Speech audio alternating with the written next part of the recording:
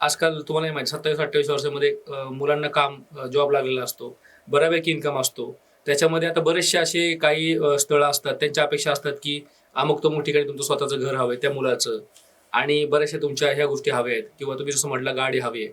तर ह्या ज्या अपेक्षा आहेत ह्याच्यामुळे कुठेतरी लग्नामध्ये प्रॉब्लेम येतो हे तुम्हाला हे अनुभव तर आहे? काय माहितीये की म्हणजे ह्या अपेक्षा मुलींच्या कितपत योग्य आणि नाही अयोग्य नाही आहेत? अयोग्यच आहेत. कारण हां. काय होतं माहितीये की आज ज्या मुलींचे पालक मुलीसाठी बघतात, हा मुलगी 26-27 वर्षाची असते, पालकाचं वय आज 55-50च्या रेंजमध्ये, 50-55-60 ह्या रेंजमध्ये असू शकतं.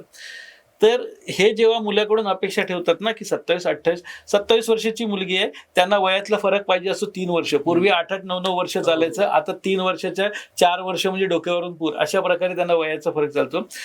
तर ती 27 वर्षाची मुलगी आहे, ती 31व्या वर्षी स्वतःचं घर घेऊ शकेल का? नाही घेऊ शकत. मग तुम्ही त्या मुलाला कुठल्या बेसिसवर सांगताय?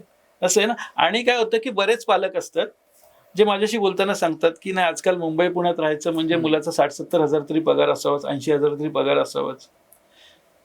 हे जे बोलणारे पालक आहेत ना, ह्यांचा आज ते वयाचे 50-55चे असणार आहेत, हे आज 55व्या वर्षी किती पगार घेत आहेत हे जर मी त्यांना विचारलं तर त्यांना वाईट वाटेल.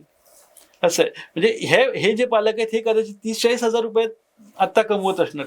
म्हणजे त्यांनी जेव्हा सुरुवात केली तेव्हा कदाचित ते 10-12 हजार, 5-10 हजारापासून सुरुवात केली असेल. आज ते वयाचे 50-55 वर्ष आल्यावर ती लोक 40-45 हजारावर हे करतायत. आणि ह्यांना मात्र ह्यांच्या मुलीसाठी लग्न करताना जावई येतो मुंबई पुण्यातला, आणि 60-70 हजार तरी मुंबई पुण्यात राहायचं म्हणजे, आणि हे स्वतःही मुंबई पुण्यात राहत असतात.